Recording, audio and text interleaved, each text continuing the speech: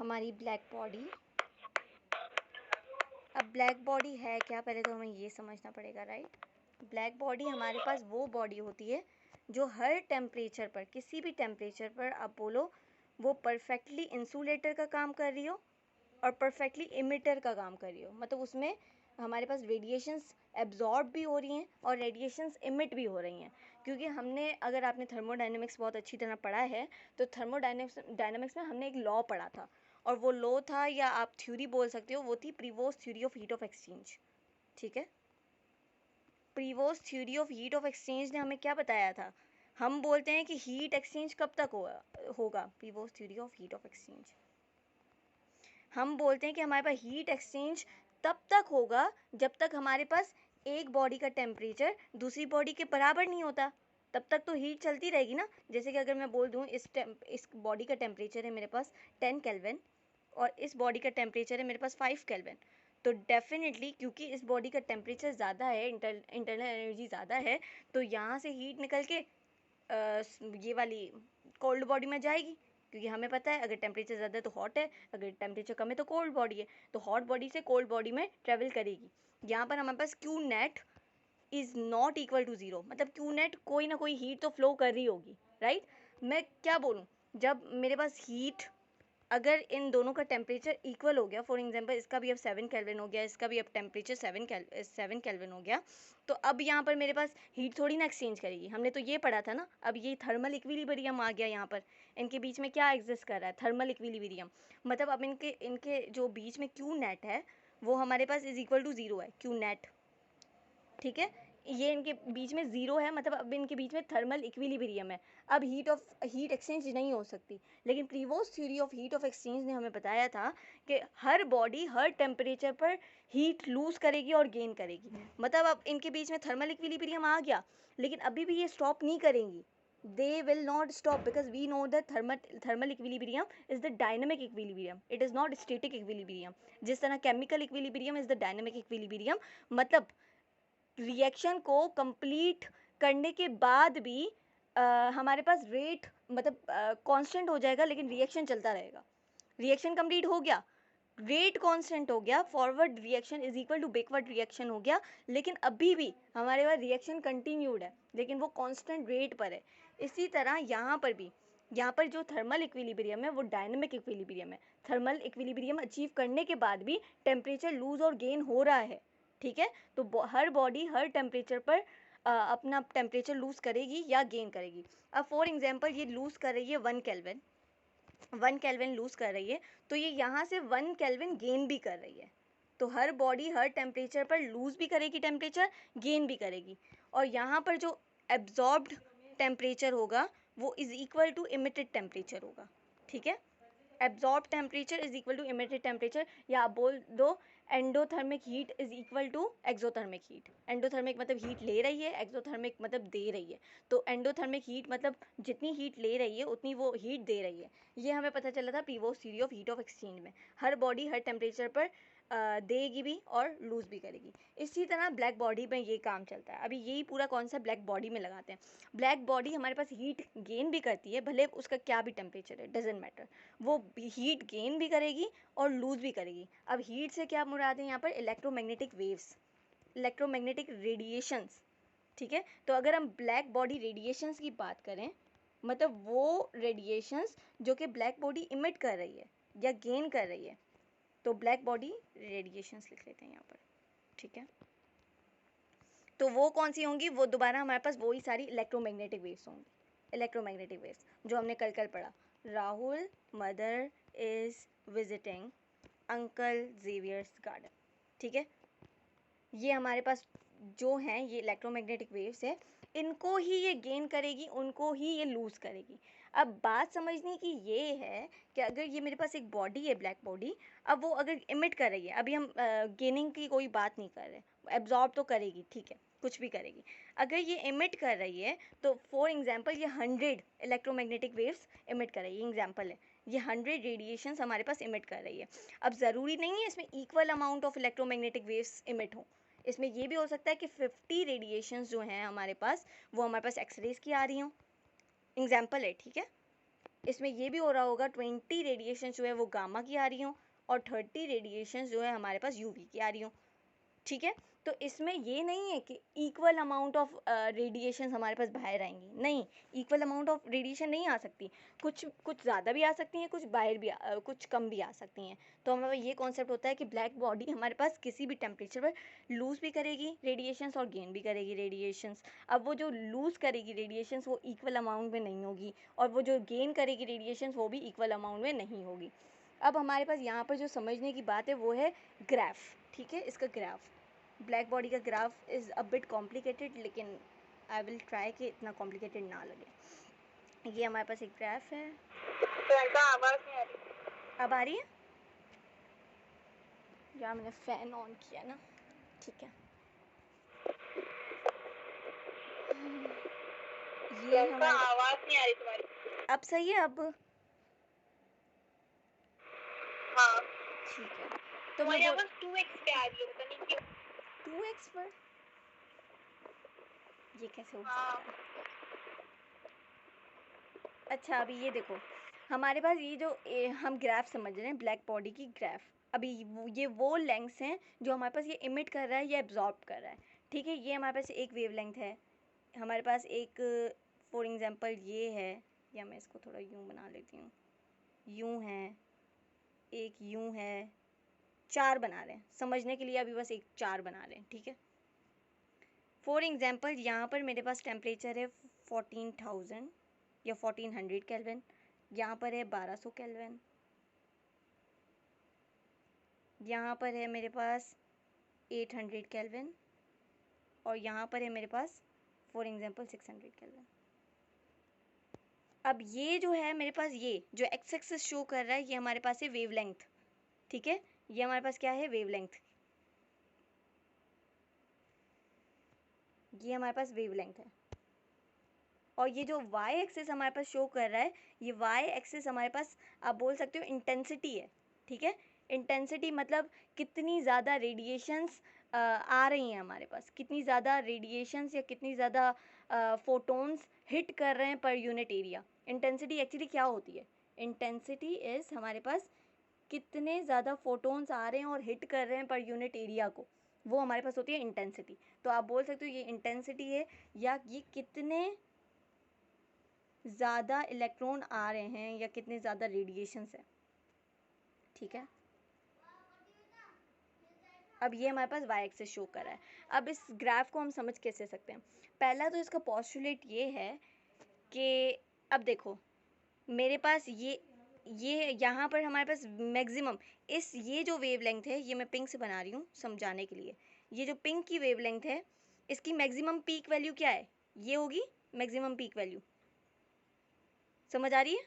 इसकी ये maximum peak value होगी, हाँ या नहीं?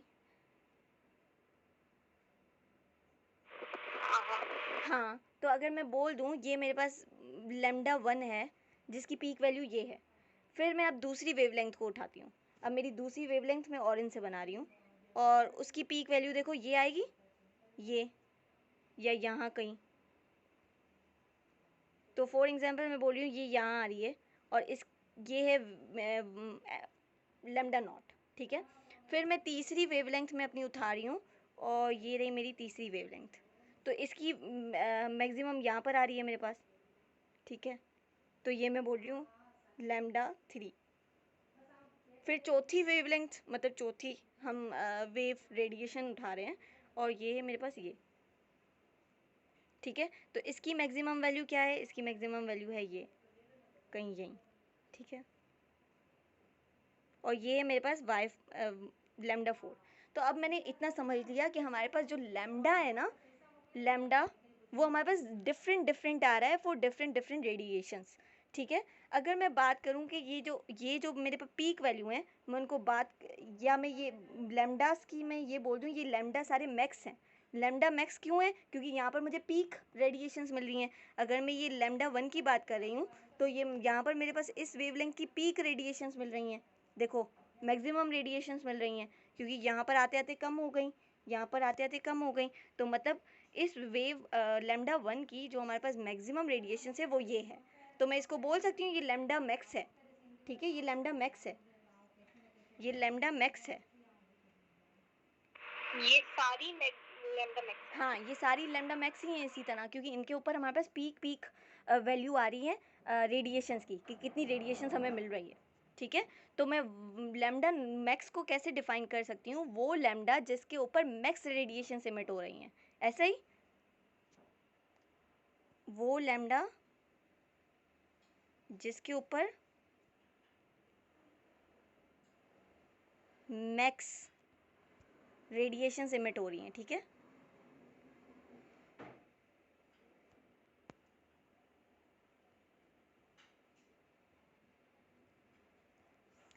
ठीक है, अभी हमें ये समझ आ गया। अब जो हमारे पास पॉस्टुलेट कहता है, अब इंग्लिश में ही वो पॉस्टुलेट है, there is a wavelength called Y max, मतलब लैम्डा मैक्स और लैम्डा पीक, हम इसको लैम्डा पीक भी बोल सकते हैं। तो there is a wavelength called lambda max और lambda peak at which the black body emits maximum radiations. ये पॉइंट समझ आया? हाँ। ठीक है, जो हमारा दूसरा पॉइंट है वो बोलता है the wave length lambda max at which maximum radiations is given out shift towards shorter wavelength with the rise in temperature। जब टेम्परेचर, अब इसको उर्दू में पहले समझते हैं, जब टेम्परेचर हमारे पास बढ़ रहा है, जब टेम्परेचर हमारे पास बढ़ रहा है तो वेव लेंथ की वैल्यू हमारे पास शॉर्टर की तरफ शिफ्ट हो रही है, ठीक है।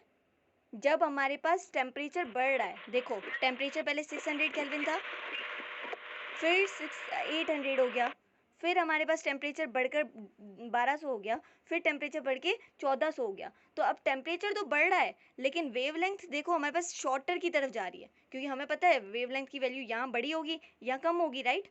वेव 4 पर ये वैल्यू कम होगी, ऐसा ही है। तो हमें ये पॉइंट, दूसरा पॉइंट ये बताता है the wavelength y max at which maximum radiations are given out shift towards the shorter wavelength with the rise in temperature। Temperature बढ़ेगा, हमारे पास क्या होगी, वेवलेंथ की वैल्यू छोटी होगी, शॉर्टर की तरफ वो शिफ्ट होगा। अगर ये दो चीज़ें समझ में आ गई तो अब हम ब्लैक बॉडी के लॉस पढ़ते हैं, क्योंकि ऐसे हाइपोथेटिकल सिचुएशंस तो चलेंगे। लिखूं, बड़ा पॉइंट है। खैर ये मैंने उर्दू में लिखा है तो बहुत छोटा लग रहा है ना, तो मैं उर्दू में ही लिख रही हूँ। टेम्परेचर बढ़ेगा, राइज इन टेम्परेचर आएगा, वेवलेंथ की वैल्यू शिफ्ट होगी, शिफ्ट्स टुवर्ड्स शॉर्टर वेवलेंथ। अब पॉइंट तो बहुत बड़ा था लेकिन मैंने इसको छोटे एक कंक्लूजन करके लिखा, ठीक है। अब ये दो पॉइंट्स थे पॉस्टुलेट्स थे ब्लैक बॉडी रेडिएशंस के। लॉस के ऊपर चलें।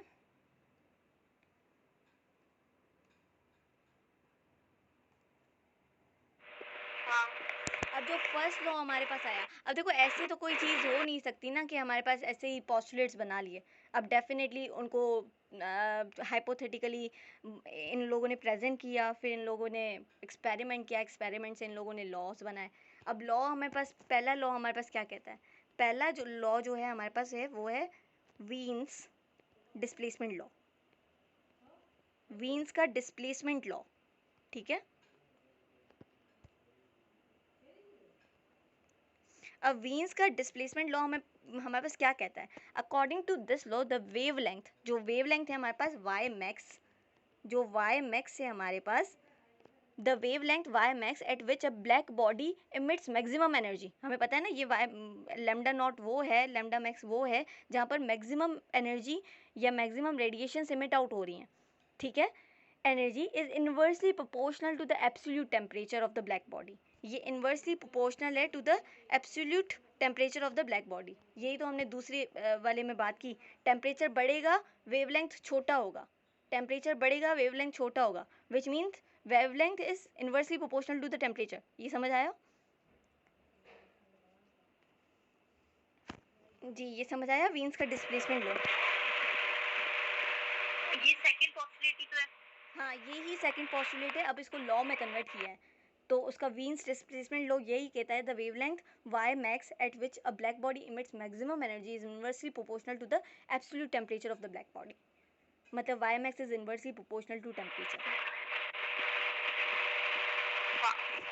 ठीक है, अगर अब मैं इस इन्वर्सली प्रोपोर्शनल के साइन को हटाऊं तो यहाँ पर मेरे पास ये हो जाएगा Y M X is equal to एक कांस्टेंट आ जाएगा जिसको मैं बोल दूँ वीन्स कांस्टेंट है ये वीन्स कांस्टेंट। हमें पता है ना इन्वर्सली की साइन या डायरेक्टली की साइन हटाते हैं कांस्टेंट आता है, तो ये आ गया वीन्स कांस्टेंट और ये हमारे पास आ गया इंटू 1/t।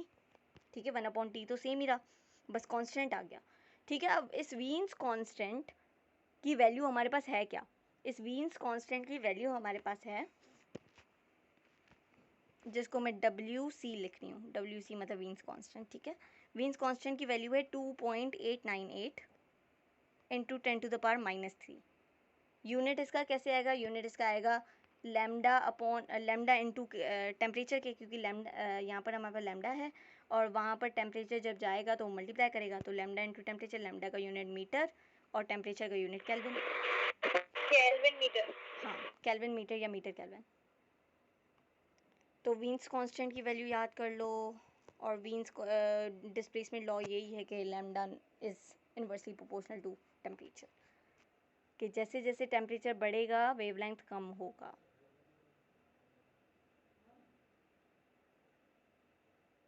आगे चलें, 2.898 इंटू 10⁻³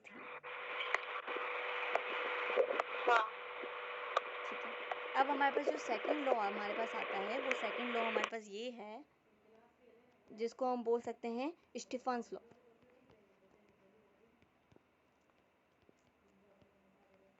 स्टीफन्स लॉ, अब स्टीफन्स लॉ हमें क्या बोलता है? हाँ, ये तुम्हें वैल्यू क्या लिखवाई? 2.9 या 2.89? 2.898 इंटू 10⁻³ मीटर केल्विन। आवाज आ रही है? हाँ हाँ, 2.898 इंटू 10⁻³ मीटर केल्विन। ठीक है। ठीक है, अब दूसरा लॉ हमारे पास आता है स्टीफन्स लॉ। स्टीफन लॉ हमें बोलता है the total energy radiated, energy बोल सकते हो या आप इसको इंटेंसिटी बोल दो या आप रेडिएशंस बोल दो, ज़्यादा अच्छा होगा। द टोटल रेडिएशंस इस या जो द टोटल इंटेंसिटी है इज़ इन्वर्सली प्रोपोर्शनल या is proportional to the 4th power of the absolute temperature of the body. अब ये हमारे पास क्या कहता है? फॉर एग्जांपल अगर मैं बोल दूँ यहाँ पर हमें पास कितनी रेडिएशन इमिट हो रही है, इंटेंसिटी, इसको मैं ई से, फॉर सपोज यहाँ के लिए अभी मैं ई से इसको रिप्रेजेंट करवा लेती हूँ, आप इसको आई से भी करवा सकते हो, डजेंट मैटर। तो मैंने ई से इसको रिप्रेजेंट करवा लिया। अब बोलते हैं कि जैसे जैसे टेम्परेचर बढ़ेगा वैसे वैसे हमारे पास एनर्जी भी बढ़ रही है। मतलब इसको मैं अगर अभी के लिए एनर्जी बोल दूँ तो जैसे जैसे टेम्परेचर बढ़ रहा है तो क्या मेरे पास एनर्जी भी बढ़ी है? पहले 600 थी, 1400 तक आते आते देखो एनर्जी इतनी आ गई, इतनी, पहले 600 पर इतनी थी, तो बढ़ रही है ना, इतनी बड़ी है हमारे पास इंटेंसिटी, रेडिएशंस इतनी बड़ी है हमारे पास। तो मैं यहाँ से एक ये भी लॉ बना सकती हूँ कि जो हमारे पास ई है वो डायरेक्टली प्रोपोर्शनल है, जैसे जैसे टेम्परेचर बढ़ रहा है वैसे वैसे रेडिएशन भी बढ़ रही हैं, लेकिन this E is directly proportional to the 4th power of temperature. Temperature की 4 पावर रखेंगे फिर ही एनर्जी बढ़ेगी, डायरेक्टली प्रोपोर्शनल होगी। ये ऑब्जर्व किया गया थ्रू एक्सपेरिमेंट। समझ आया ये? हाँ ठीक है, अब अगर मैं इस डायरेक्टली प्रोपोर्शनल की साइन को हटाऊं तो मेरे पास क्या आएगा? एक कांस्टेंट आएगा जिसको हम बोलते हैं सिग्मा, यहाँ पर हम बोलते हैं सिग्मा T⁴। इस सिग्मा की वैल्यू दोबारा क्या है? इस सिग्मा को हम बोलते हैं स्टीफन बोल्ट्जमैन कांस्टेंट। स्टीफन में लिख लेती हूँ इसको, स्टीफन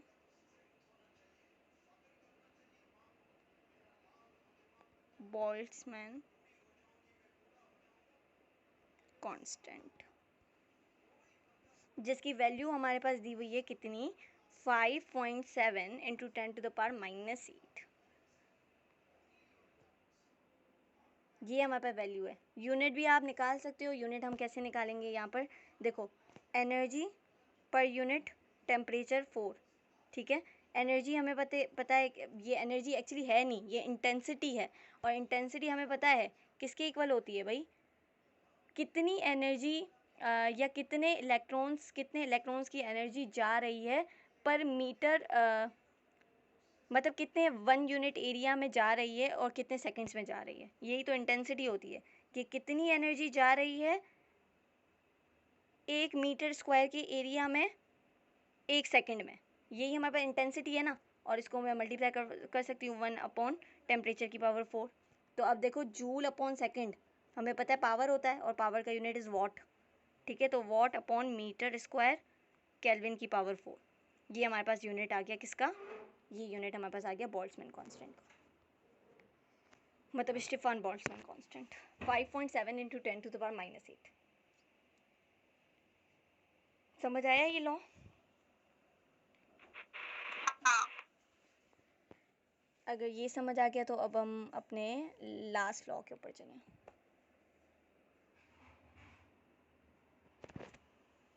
जो थर्ड लॉ है हमारे पास, बस ये इनके कांस्टेंट की वैल्यू अच्छी तरह याद रख लेना। हमारे पास जो वो वेवलेंथ वाला लॉ था जिसमें हमने बोला था स्टीफन वीन्स डिस्प्लेसमेंट लॉ, उसमें हमारे पास कांस्टेंट की वैल्यू क्या थी, 2.898 इंटू 10⁻³ ठीक है, और मीटर केल्विन। और यहाँ पर हमारे पास स्टीफन बोल्ट्जमैन कांस्टेंट की वैल्यू क्या आई है, 5.7 into 10⁻⁻8 watt per metre square into kelvin power 4। चलो अब थर्ड जो लॉ हमारे पास है वो क्या है, थर्ड लॉ है हमारे पास, नाम है उसका, एक minute, rally Jeans law. Rally Jeans law, पता नहीं इसकी प्रोनाउंसिएशन क्या ही होगी, रैली जीन लॉ। क्या नाम बोला तुमने? हाँ जी, क्या आवाज नहीं आ रही? अब आ रही है आवाज़? हेलो। हेलो, से हो जाती है। खैर इसकी प्रोनाउंसिएशन मुझे नहीं पता इसके नाम की, लेकिन रैली जीन लॉ आप बोल दो। अब Rayleigh Jeans law is actually combination of these both laws. जैसे हम यूनिवर्सल गैस लॉ कैसे पढ़ते हैं, आइडियल गैस लॉ हम कैसे पढ़ते हैं, जब हमारे पास चार्ल्स लॉ आ जाता है, हमारे पास बॉयल्स लॉ आ जाता है, हमारे पास गे-लुसाक लॉ आ जाता है, और हमारे पास जो भी सारे के सारे लॉज आ जाते हैं, हम उन सबको, एवोगैड्रोस लॉ। हाँ एवोगैड्रोस लॉ, हम उन सबको कंबाइन करके एक यूनिवर्सल गैस लॉ बना रहे होते हैं, ठीक है। तो इसी तरह यहाँ पर भी हमारे पास Rayleigh Jeans law is the combination of actually Wien's displacement law and Stefan Boltzmann law, ठीक है। अब यहाँ पर हमारे पास होता क्या है कि हमें पता है कि हमारे पास जो लैम्डा था वो इन्वर्सली प्रोपोर्शनल टू टेम्परेचर था, ठीक है, जिसको मैं ऐसे भी बोल सकती हूँ कि मेरा टेम्परेचर जो है वो इन्वर्सली प्रोपोर्शनल टू वेवलेंथ है। Wavelength inversely proportional to temperature के, temperature inversely proportional to wavelength के, दोनों तरफ उसकी कान मरोड़ सकती हूँ ना, एक ही चीज़ होगी। खैर फिर हमने दूसरी बात ये बोली कि जो हमारे पास टेम्परेचर की पावर 4 है इस हमारे पास, या मैं इसको ऐसे भी बोल सकती हूँ टी की पावर 4 यहाँ पर लिख लूँ तो ये भी इन्वर्सली प्रोपोर्शनल हो जाएगा टी की पावर 4 से, ऐसा ही है ना, तो मैं इसको ऐसे भी लिख सकती हूँ। कैसे? देखो यहाँ पर टेम्परेचर इन्वर्सली प्रोपोर्शनल है वेवलेंथ से, ये तो मुझे पता है। अब टी की पावर 4 ये समझ नहीं आया। वो ही समझा रही हूँ मैं बोल रही हूँ हम लिख सकते हैं ऐसे कि temperature is inversely proportional to wavelength. तो अगर मैं टेम्परेचर की पावर 4 लिखती हूँ तो मुझे वेवलेंथ की भी पावर 4 लिखना होगा ना, दोनों इन्वर्सली प्रोपोर्शनल है। तो जितनी पावर मैं टेम्परेचर की बढ़ाऊंगी उतनी पावर मेरी उसकी बढ़ेगी, वेवलेंथ की, ठीक है। तो मैंने टेम्परेचर की पावर 4 कर दिया और वेवलेंथ की भी पावर 4 कर दिया। अभी ये क्यों किया ये मैं आगे चल के बता रही हूँ। फिर हमने जो हमारा दूसरा लॉ पढ़ा जो स्टीफन बोल्ट्जमैन लॉ था हमारा, वो हमें बोलता है कि ये जो इंटेंसिटी है वो डायरेक्टली प्रोपोर्शनल है टी की पावर 4 के। अब क्योंकि हमारे पास टी की पावर 4 टी की पावर 4 बन गया, तो अब हम इनको इक्वेट कर सकते हैं। इक्वेट कैसे कर सकते हैं कि जो हमारा ई होगा, जो इंटेंसिटी होगी, वो हमारे पास किसके आ गई, इन्वर्सली प्रोपोर्शनल टू ये आ गई। समझ आया ये लॉ? हाँ, बात तो एक ही की गई है। बात एक ही है, बस इनको मिला के लिखा हुआ है। दोनों तरफ टेम्परेचर के लिए ड्राइव किया और टेम्परेचर के फिर इक्वेट कर दिया। तो ये हमारे पास एक और लॉ बन गया जो हमें बोलता है एनर्जी नहीं, sorry, emissions of the radiations per unit area per unit second is inversely proportional to wavelength की पावर 4, ठीक है। तो ये हमें बोलता है कि energy associated with a particular wavelength is inversely proportional to the 4th power of wavelength, ठीक है, यही है। फिर हमारे पास जो लास्ट लॉ हमारे पास बोलता है, अब ये थोड़ा अलग लॉ है, ठीक है, ये हमारे पास पूरा ब्लैक बॉडी के ऊपर लॉ है, ये भी हम ब्लैक बॉडी के प्रॉपर्टीज़ के ऊपर लॉ, मतलब ग्राफ से हमने जो बनाए थे वो हम लॉस की बात कर रहे थे। अब ये जो हमारे पास लास्ट लॉ कहता है कि hot bodies radiate energy in A discrete amount called quanta of energy. हमने क्या बोला, हमने बोला हमें ये जो ग्राफ दिख रही है वो हमारे पास कंटिन्यूसली दिख रही है, राइट। हमारे पास ये जो एनर्जी दिख रही है हमें कंटिन्यूसली दिख रही है ना, देखो कहीं पे ये रुकी नहीं है, हर बॉडी हर वेवलेंथ के ऊपर, यहाँ पर भी कोई वेवलेंथ होगी, यहाँ पर भी कोई वेवलेंथ होगी। अगर मैं इस वेवलेंथ की बात करूँ तो इतनी मेरे पास एनर्जी रेडिएट हुई है, अगर इसकी बात करूँ तो मेरे पास इतनी रेडिएट हुई है, मतलब ये बॉडी हर वेवलेंथ के ऊपर कोई ना कोई एनर्जी तो या कोई ना कोई तो रेडिएशन इमिट आउट कर रही है। अब अगर मुझे फाइंड करना हो कि ये हमारे पास, अगर हम देखना हो ये ग्राफ हमारे पास क्या है, एक कंटिन्यूस फॉर्म में, ठीक है, कंटिन्यूस फॉर्म मतलब हर वेवलेंथ पर ये एनर्जी हमारे पास इमिट आउट हो रही है। लेकिन हमारे पास एक लॉ आया, जो लॉ हमें बोलता है कि हॉट बॉडी जो होगी, जो ब्लैक हॉट बॉडी है हमारे पास, अब ये मैं पूरा लॉ लिख लेती हूँ पहले। हॉट बॉडी या हॉट बॉडीज़, क्योंकि हम एक बॉडी की बात नहीं कर रहे, हॉट बॉडीज़ रेडिएट एनर्जी, वो रेडिएट करती हैं एनर्जी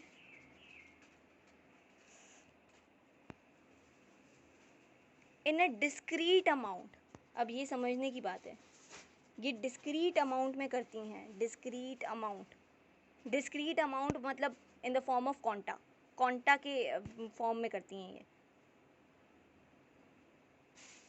और the energy of each quanta, जो एनर्जी होगी इन ईच क्वांटा की, वो हमारे पास क्या है, directly proportional to the frequency of oscillation, मतलब ये फ्रीक्वेंसी हमने म्यू से बताया था, तो ये लॉ हमने पढ़ा था ना, E is directly proportional to mu, इस डायरेक्टली प्रोपोर्शनल के साइन को हटाएंगे तो कांस्टेंट आ जाएगा एच, जो कि है प्लांक्स कांस्टेंट। तो ये लॉ किसका है, ये प्लांक्स का लॉ है, मैक्स प्लांक्स का लॉ है, जो हमें बोलता है कि जो हमारे पास हॉट बॉडीज़ होती हैं वो कंटिन्यूस फॉर्म में एनर्जी रेडिएट नहीं करती, वो हमारे पास डिस्क्रीट फॉर्म में करती हैं, मतलब in the form of quanta करती हैं, और उनकी जो एनर्जी होती है वो directly proportional to the frequency होती है। तो हमने यहाँ पर लिख लिया energy is directly proportional to the frequency, directly proportional के साइन को हटाएंगे तो is equal to H mu, H mu, ठीक है। और ये हमने पढ़ा हुआ है, जिसको हम म्यू को एज अ लिख सकते हैं H E is equal to S C upon lambda. अब हमने जहाँ से स्टार्ट किया था, हमने मैक्स प्लांक के लॉ से स्टार्ट किया था और हम वहाँ पर ही आ गए, ठीक है। हमने बोला था ना E is equal to H mu, हम यहाँ पर ही आ गए। Hot bodies radiate energy in a discrete amount called quanta of energy and the energy of each quanta or photon is directly proportional to the frequency of oscillation, मतलब वो radiation जो energy को इमिट आउट कर रही है। अब ये जो है, ये the theoretical graph from this law fits with the experiment, ये एक्सपेरिमेंट से तो फिट कर रहा है, लेकिन ग्राफ के ऊपर ये फिट नहीं कर रहा था। ग्राफ के ऊपर भाई ये फिट क्यों नहीं कर रहा था, अगर ग्राफ के ऊपर हम देखें तो यहाँ पर हमारे पास, यहाँ पर जो ज़्यादा वेवलेंथ थी ना, हमारे पास सिर्फ वहाँ पर कर रहा है ये फिट। अगर जहाँ पर हम शॉर्ट वेवलेंथ की तरफ जा रहे हैं तो हमारे पास ये लॉ फिट नहीं करेगा, क्योंकि अगर हम बोलते हैं कि hot body radiate discrete amount, ये डिस्क्रीट अमाउंट में तो कर रही नहीं है, ठीक है, ये तो हमारे पास कंटिन्यूस अमाउंट में कर रही हैं, तो इसलिए हमारे पास ये एक हाइपोथेटिकल बस लॉ था, इसको एक्सपेरिमेंट से प्रूव किया था, लेकिन इसको ग्राफ शो नहीं कर रही थी। इसलिए हमने यहाँ पर पढ़ा इसका प्रिंसिपल जो हमारे पास आया, अनसर्टेनिटी प्रिंसिपल। अनसर्टेनिटी प्रिंसिपल क्या होता है, अनसर्टेनिटी मतलब डाउट, किसी चीज़ में डाउट होना। हाइजेनबर्ग अनसर्टेनिटी प्रिंसिपल केमिस्ट्री में भी पढ़ा होगा, यहाँ पर दोबारा से थोड़ा पढ़ लेते हैं। अनसर्टेन प्रियंका, हम ब्लैक बॉडी ही पढ़ रहे हैं ना, या एटॉमिक स्ट्रक्चर है पॉजिटिव? नहीं, ब्लैक बॉडी, ब्लैक बॉडी, आवाज नहीं आ रही। ब्लैक बॉडी ही पढ़ रहे हैं हम लोग अभी तक, ब्लैक बॉडीज के सारे लॉज है ना, बस ये लास्ट टॉपिक है ब्लैक बॉडी का। आ रही है आवाज़? हाँ।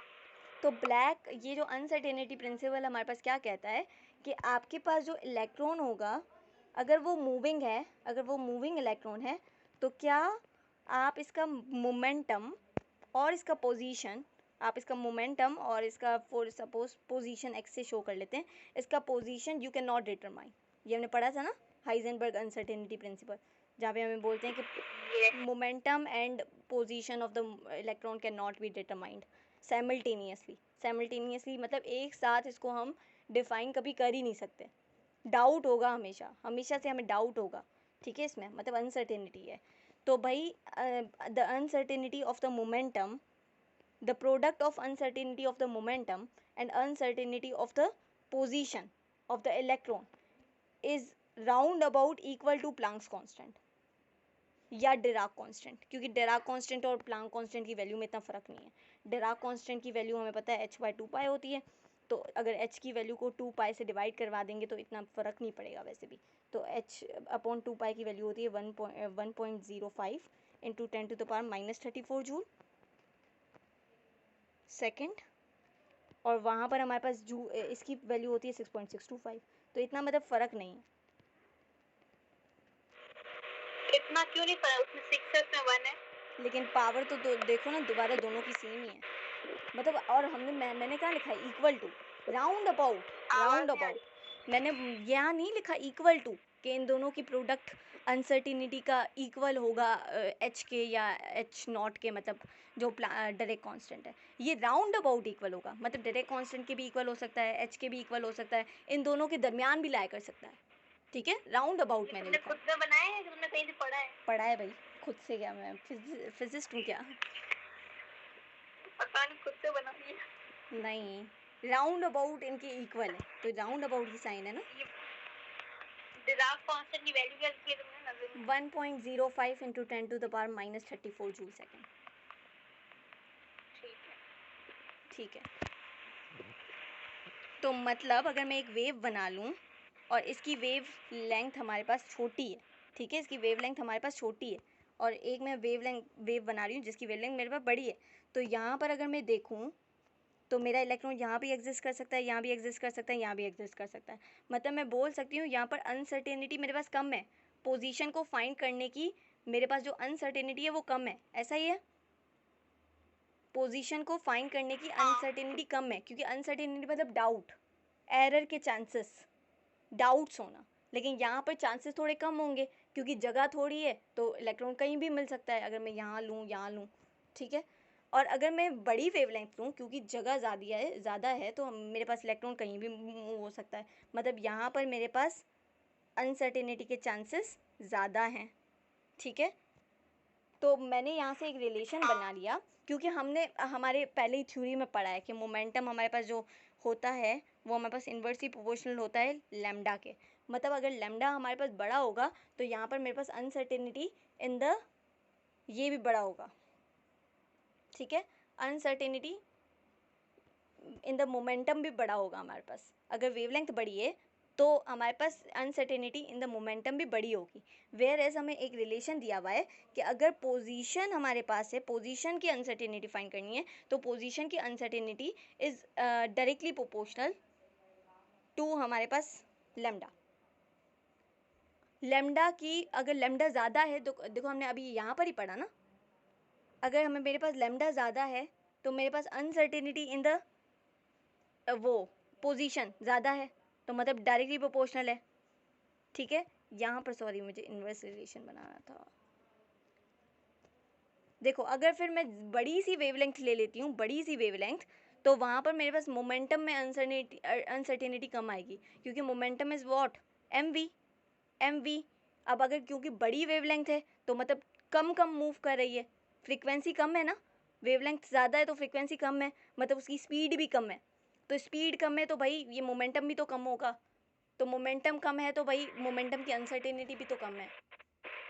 तो मतलब ये है कि अगर बड़ी वेवलेंथ होगी तो uncertainty in momentum is less, लेकिन अगर वेवलेंथ अगर बड़ी है तो अनसर्टेनिटी मोमेंटम कम है, लेकिन अनसर्टेनिटी इन डिस्प्लेसमेंट ज़्यादा, पोजीशन है वो ज़्यादा है।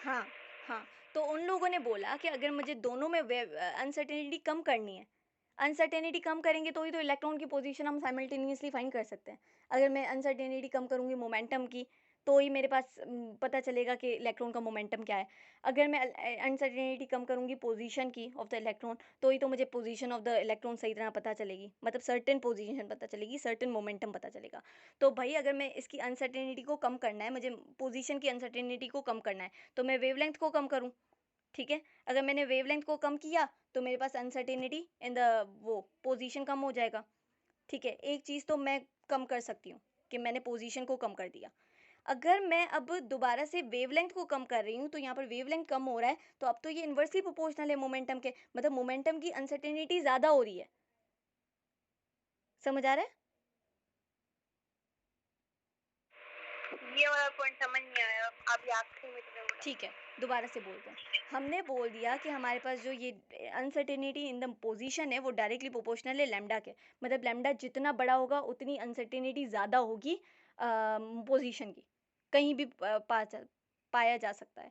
ठीक है, तो अगर मुझे पोजीशन की अनसर्टेनिटी कम करनी है तो डेफिनेटली मैं लैम्डा को कम करूंगी, क्योंकि डायरेक्टली प्रोपोर्शनल रिलेशन है ना, तो ही तो मेरे पास अनसर्टेनिटी इन द पोजीशन कम होगी। फिर हमने बोला कि जो हमारा मोमेंटम है वो इन्वर्सली प्रोपोर्शनल है लैम्डा के, क्योंकि अब मैं लैम्डा कम कर चुकी हूँ अनसर्टेनिटी इन द पोजीशन कम करने के लिए, तो मैं यहाँ पर भी तो कम करूँगी ना, क्योंकि पोजीशन तो मतलब वेवलेंथ तो एक साथ ही कम होगी ना दोनों की। तो अगर वेवलेंथ यहाँ पर कम हो रही है, ठीक है, तो यहाँ पर हमारे पास पता है इन्वर्सली प्रोपोर्शनल रिलेशन है, तो यहाँ पर अनसर्टेनिटी इन द मोमेंटम ज़्यादा होगा। और इसी तरह अगर मैं इन्वर्स करूं कि मुझे मोमेंटम की अनसर्टेनिटी कम करनी है, अनसर्टेनिटी कम करनी है, मतलब मैं वेवलेंथ बढ़ा दूं तो ही तो अनसर्टेनिटी इन द मोमेंटम कम होगी, ऐसा ही है।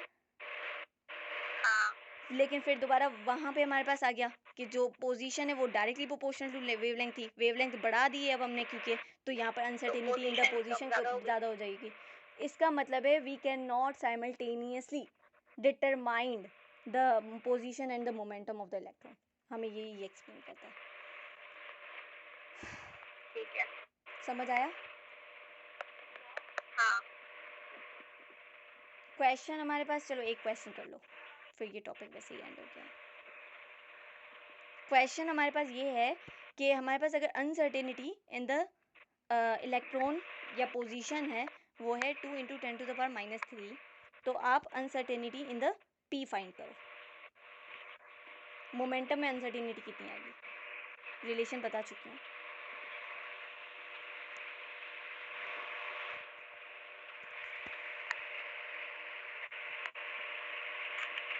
इसको डिवाइड कर देंगे प्लैंक्स कांस्टेंट की वैल्यू से तो आ जाएगी। गुड, क्योंकि हमें पता है इन दोनों के अनसर्टेनिटी का product is directly proportional to h/2π या h, दोनों में से कोई भी ले लो, क्योंकि आंसर इन दोनों के मिलते जुलते ही एग्जिस्ट करेंगे।